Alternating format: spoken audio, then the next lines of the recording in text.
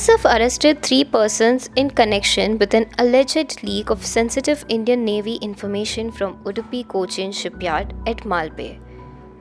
According to police, 2 subcontractor employees, Rohit and Santri, originally from Uttar Pradesh, are accused of illegally sharing confidential naval ship numbers and other sensitive details through WhatsApp. Police said the information was allegedly shared for financial gain. A case has been registered at Malpe police station under relevant sections of the Bharatiya Nyaya Sanhita and the Official Secrets Act. The 2 accused were arrested by a team led by Kargala Subdivision Assistant Superintendent of Police Harsh Priyamvada IPS and have been remanded to judicial custody. During further investigation, police arrested a 3rd accused, Hirendra Kumar, a resident of Anand district in Gujarat. Officials said he had procured a mobile SIM card in his own name and allegedly supplied it to the main accused in exchange for money. He was produced before the court on December 21st. Police said further investigation into the case is ongoing. ಮಲ್ಪೆಯಲ್ಲಿರುವಂತಹ Udupi Cochin shipyard ಎಂಬ ಸಂಸ್ಥೆಯಲ್ಲಿ contractual ಬೇಸಿಸಲ್ಲಿ ಒಂದು ಸಂಸ್ಥೆ Sushma marine private limited ಅಂತ ಕಂಪನಿಯಲ್ಲಿ ಕೆಲಸ ಮಾಡ್ತಾ ಇರುವಂತಹ 2 ವ್ಯಕ್ತಿಗಳು ರೋಹಿತ್ ಹಾಗೂ ಸಂತ್ರಿ ಎಂಬವರು ಬೇರೆ ದೇಶದವರಿಗೆ ಆ ಶಿಪ್ಯಾರ್ಡ್ಗೆ ಕೊಚ್ಚಿನ್ ಶಿಪ್ಯಾರ್ಡ್ಗೆ ಹಾಗೂ ಇಲ್ಲಿ ಮಲ್ಪೆಯಲ್ಲಿರುವಂತಹ ಡಾಕ್ ಯಾರ್ಡ್ಗೆ ಬರುವಂತಹ ಇಂಡಿಯನ್ ನೇವಿದು ಶಿಪ್ಗಳು ಮತ್ತು ಅದರದ್ದು ಡೀಟೇಲ್ಸು ಫಾರಿನ್ ಬೇಸ್ಡ್ ಎಂಟಿಟಿಗೆ ಶೇರ್ ಮಾಡಿದ್ದೀವಿ ಅಂತ ವಿಚಾರಕ್ಕೆ ದುಡ್ಡುಗೋಸ್ಕರ ಫಾರಿನ್ ಬೇಸ್ಡ್ ಎಂಟಿಟಿಗೆ ನಮಗೆ ಭಾರತ ದೇಶಕ್ಕೆ ಇನಿಮಿಕಲಾಗಿರುವಂತಹ ಫಾರಿನ್ ಬೇಸ್ಡ್ ಎಂಟಿಟಿಗೆ ಶೇರ್ ಮಾಡಿದಂಥ ವಿಚಾರದಲ್ಲಿ CR number 128/2025 official secrets act ಮತ್ತು BNS ಬೇರೆ ಬೇರೆ ಸೆಕ್ಷನ್ ಅಡಿಗಳಲ್ಲಿ ನಾವು ದಾಖಲೆ ಮಾಡಿದ್ದೀವಿ. ಆವಾಗ ನಮಗೆ ಸಣ್ಣ ಡೌಟ್ ಇತ್ತು, ಇದು ಶೇರ್ ಮಾಡಿರುವಂಥದ್ದು ಪಾಕಿಸ್ತಾನಿಗೆ ಇರಬಹುದು ಅಂತ.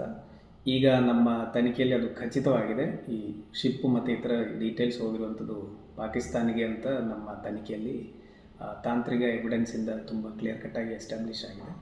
ಈ ತನಿಖೆಯನ್ನು ಮುಂದುವರಿಸಿದಾಗ ASP ಹರ್ಷ ಪ್ರೇಮದ ಅವರ ತಂಡ ಈ ಏನು ಮಾಹಿತಿ ಇಂಡಿಯಾದಿಂದ ಪಾಕಿಸ್ತಾನ್ ಬೇಸ್ಡ್ ಆಪ್ರೇಟ್ರಿಗೆ ಏನು ಶೇರ್ ಮಾಡ್ತಿದ್ರು ಅದಕ್ಕೆ ಬಳಸಿರುವಂತಹ ಸಿಮ್ಗಳು ಮತ್ತು OTP, ಈ ಸಿಮ್ಗಳಲ್ಲಿ ವಾಟ್ಸಪ್ಪನ್ನು ಆ್ಯಕ್ಟಿವೇಟ್ ಮಾಡೋಕ್ಕೆ OTP ಅಲ್ಲಿ ಪಾಕಿಸ್ತಾನಲ್ಲಿರುವಂಥ ವ್ಯಕ್ತಿಗಳಿಗೆ ಶೇರ್ ಮಾಡಿರುವಂಥದ್ದು ಮತ್ತು ಈ ರೀತಿ ಟೆಕ್ನಿಕಲ್ ಅಸಿಸ್ಟೆನ್ಸ್ 2 ಜನ ಆರೋಪಿಗಳಿಗೆ ಕೊಟ್ಟಿರುವಂತಹ ಒಬ್ಬ ವ್ಯಕ್ತಿ ಗುಜರಾತಲ್ಲಿ ಇದ್ದಾರೆ ಅಂತ ನಮ್ಮ ತನಿಖೆಯಲ್ಲಿ ಕಂಡು ಬಂದಿದೆ.